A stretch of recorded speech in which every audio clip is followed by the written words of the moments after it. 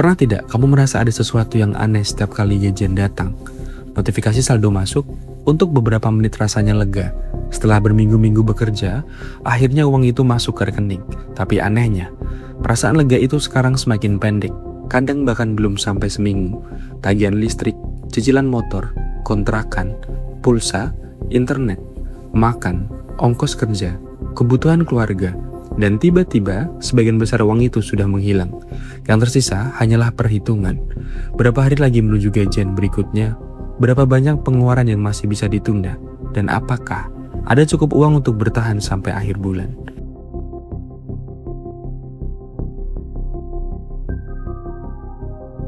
Bagi jutaan orang, hidup hari ini bukan lagi tentang membangun masa depan. Hidup berubah menjadi satu tugas sederhana yang terus diulang setiap bulan, bertahan sampai gajian berikutnya. Dan mungkin itulah alasan mengapa sesuatu yang dulu dianggap darurat kini berubah menjadi bagian normal dari kehidupan. Pinjaman online, pay later, kredit instan, uang yang dulu digunakan ketika keadaan benar-benar mendesak, kini digunakan untuk menutupi kehidupan sehari-hari. Kita sering menganggap ini sebagai masalah individu, masalah gaya hidup, masalah disiplin, masalah orang-orang yang tidak bisa mengatur uang. Tapi bagaimana jika ceritanya lebih besar dari itu? Bagaimana jika semakin banyak orang berutang bukan karena mereka boros, melainkan karena sistem ekonomi di sekitar mereka perlahan membuat berutang menjadi satu-satunya cara untuk tetap bernafas. Dulu, utang memiliki fungsi yang berbeda. Orang meminjam uang untuk membeli sawah, membuka toko, membeli kendaraan kerja, membangun rumah. Utang digunakan untuk menciptakan sesuatu yang bisa menghasilkan lebih banyak uang di masa depan. Ada logika yang jelas di sana. Ada hubungan antara utang dan peningkatan kesejahteraan. Tetapi sesuatu mulai berubah. Hari ini, semakin banyak orang berutang bukan untuk membangun masa depan. Mereka berutang untuk mempertahankan hari ini. Mereka berutang untuk membayar kebutuhan yang seharusnya bisa dibeli dengan pendapatan normal. Mereka berutang untuk membeli sembako menjelang akhir bulan, berutang untuk membayar sekolah anak, berutang untuk menutup tagihan listrik, berutang untuk membeli bensin agar bisa tetap bekerja. Dan ketika sebuah masyarakat mulai menggunakan utang bukan untuk berkembang, tetapi untuk bertahan hidup, itu biasanya pertanda bahwa ada sesuatu yang sedang tidak beres. Dan yang menarik, industri pinjaman modern memahami situasi ini dengan sangat baik. Mereka tahu persis siapa target mereka. Mereka tahu siapa yang paling membutuhkan uang dengan cepat. Mereka tahu siapa yang hidup dari gaji ke gaji. Mereka tahu siapa yang tidak punya tabungan darurat. Dan mereka tahu bahwa ketika seseorang sedang terdesak, kecepatan jauh lebih penting daripada bunga. Karena orang yang tidak punya uang untuk makan minggu ini tidak sedang memikirkan bunga tahunan. Mereka hanya memikirkan bagaimana cara bertahan sampai minggu depan. Inilah mengapa iklan pinjaman online selalu terlihat sangat sederhana. Tidak ada pembicaraan panjang tentang risiko. Tidak ada penjelasan rumit tentang bunga berbunga. Yang ada hanyalah pesan yang sangat sederhana. Butuh uang? Kami punya solusinya. Hanya dengan KTP, hanya beberapa menit, uang langsung cair. Semakin mudah prosesnya, semakin sedikit waktu yang dimiliki seseorang untuk berpikir. Dan mungkin disinilah jebakan terbesar dimulai. Karena manusia selalu lebih fokus pada rasa sakit yang terjadi hari ini dibanding dengan rasa sakit yang akan datang di bulan depan.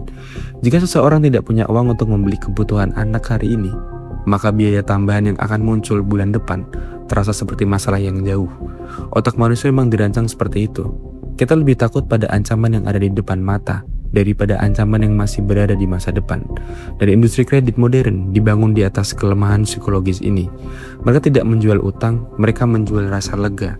Mereka menjual waktu, mereka menjual kesempatan untuk menunda rasa sakit sampai nanti. Dan masalahnya, nanti selalu datang. Dan ketika nanti itu tiba, seringkali keadaan tidak menjadi lebih baik. Karena sumber masalah yang tidak pernah benar-benar hilang. Gaji tetap sama, harga kebutuhan tetap naik, biaya hidup tetap bertambah.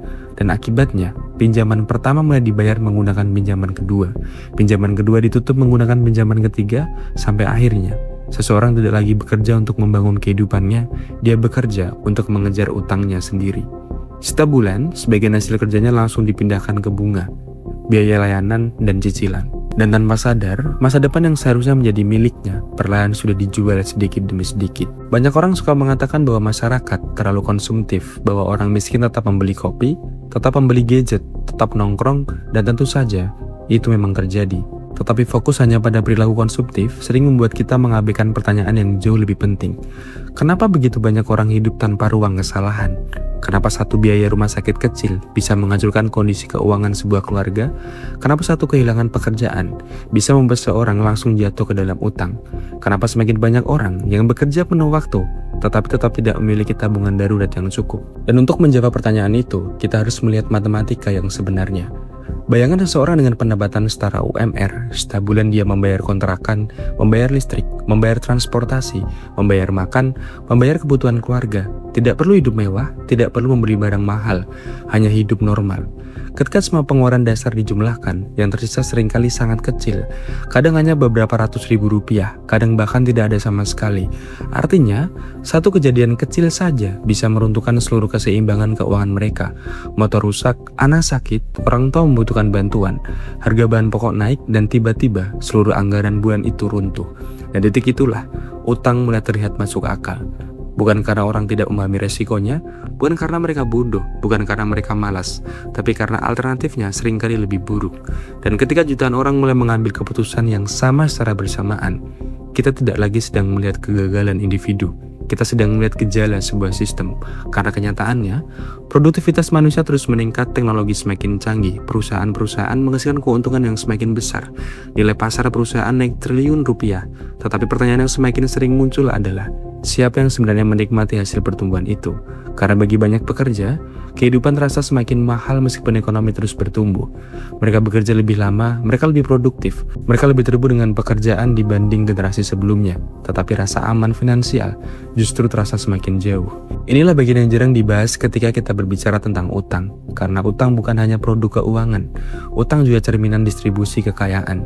Ketika seseorang meminjam uang untuk bertahan hidup, ada pihak lain yang menghasilkan keuntungan dari kebutuhan itu. Ketika seseorang terlambat membayar cicilan, ada pihak lain yang menerima bunga tambahan. Ketika seseorang harus terus berutang untuk menutupi kebutuhan dasarnya, ada industri yang justru berkembang dari kondisi tersebut. Dan disinilah cerita berubah menjadi sesuatu yang jauh lebih besar daripada sekedar pinjaman online. Karena sistem modern tidak hanya menjual barang, sistem modern menjual akses. Tidak mampu membeli rumah, ambil KPR. Tidak mampu membeli kendaraan, ambil kredit. Tidak mampu membeli kebutuhan sekarang, gunakan pay later. Tidak mampu membayar tagihan bulan ini, ambil pinjaman baru. Dan perlahan-lahan, kita mulai hidup dalam ekonomi di mana hampir semua hal bisa diakses sekarang dan dibayar nanti. Kedengarannya nyaman, tetapi ada konsekuensi yang jarang dibicarakan. Semakin banyak bagian hidup yang dibiayai oleh utang, semakin besar bagian masa depan yang sedang dijual sebelum masa depan itu datang. Dan mungkin itulah alasan mengapa begitu banyak orang merasa lelah meskipun mereka terus bekerja. Karena mereka tidak hanya bekerja untuk kebutuhan hari ini, mereka juga bekerja untuk keputusan yang mereka buat bulan lalu. Dan keputusan bulan lalu seringkali dibuat untuk menutupi masalah yang muncul 2 bulan sebelumnya. Dan akibatnya, hidup berubah menjadi lingkaran yang terus berulang. Gaji datang, cicilan dibayar, uang habis, muncul kebutuhan baru, pinjam lagi, gaji datang lagi, cicilan dibayar lagi, dan siklus itu berjalan terus tanpa akhir yang jelas. Dan yang membuat semuanya semakin ironis adalah kenyataan bahwa masyarakat sering menyalahkan korbannya. Kita melihat seseorang terjebak utang lalu berkata dia tidak disiplin. Kita melihat seseorang yang menggunakan peleter lalu berkata dia terlalu konsumtif. Kita melihat seseorang yang meminjam uang lalu berkata dia tidak bisa mengatur keuangan. Padahal, seringkali kita sedang melihat seseorang yang mencoba bertahan dalam sistem yang semakin mahal setiap tahunnya. Sistem yang membuat kebutuhan dasar naik lebih cepat daripada pendapatannya. Sistem yang menjadikan utang bukan lagi pilihan terakhir tetapi bagian dari model bisnis. Karena jika dipikir-pikir, bisnis apa yang paling berkembang ketika masyarakat kesulitan? Seringkali jawabannya adalah bisnis yang menjual solusi atas kesulitan tersebut. Dan industri utang adalah salah satunya. Semakin banyak orang hidup dari gaji ke gaji, semakin besar pasar mereka. Semakin banyak orang tidak memiliki tabungan, semakin besar peluang mereka. Semakin banyak orang terjebak kebutuhan mendesak, semakin tinggi keuntungan mereka. Ini bukan teori konspirasi, ini hanya cara kerja insentif ekonomi. Dan ketika keuntungan sebuah industri bergantung pada banyaknya orang yang kesulitan secara finansial, muncul pertanyaan yang tidak nyaman. Apakah sistem benar-benar dirancang untuk membantu orang keluar dari kesulitan? Ataukah sebagian sistem justru menjadi lebih kuat ketika kesulitan itu terus ada? Dan pada akhirnya, video ini bukan tentang mengatakan bahwa semua utang itu buruk. Tidak semua utang buruk. Banyak orang membangun usaha melalui pinjaman, banyak keluarga membeli rumah melalui kredit, banyak mimpi yang terwujud karena akses terhadap pembiayaan. Tapi ada perbedaan besar antara berutang untuk membangun masa depan dan berutang untuk mempertahankan hari ini. Dan semakin banyak tanda menunjukkan bahwa kita sedang bergerak ke arah yang kedua. Karena mungkin masalah terbesar bukanlah bunga pinjaman, bukan aplikasi paylater, bukan pinjaman online. Semua itu hanyalah gejala. Pertanyaan yang lebih besar adalah kenapa begitu banyak orang membutuhkannya sejak awal? Kenapa semakin banyak pekerja yang merasa satu gaji tidak cukup?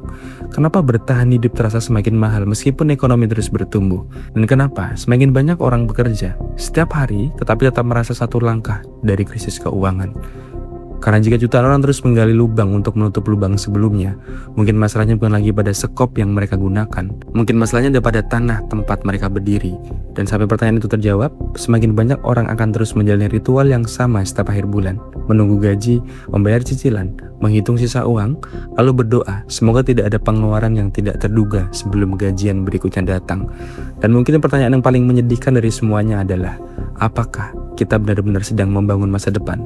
Ataukah kita hanya sedang menyewa waktu untuk bertahan hidup di dalam sistem yang membuat kita terus berutang agar bisa tetap bernafas? Aneh memang, tapi inilah pinjaman online di Indonesia.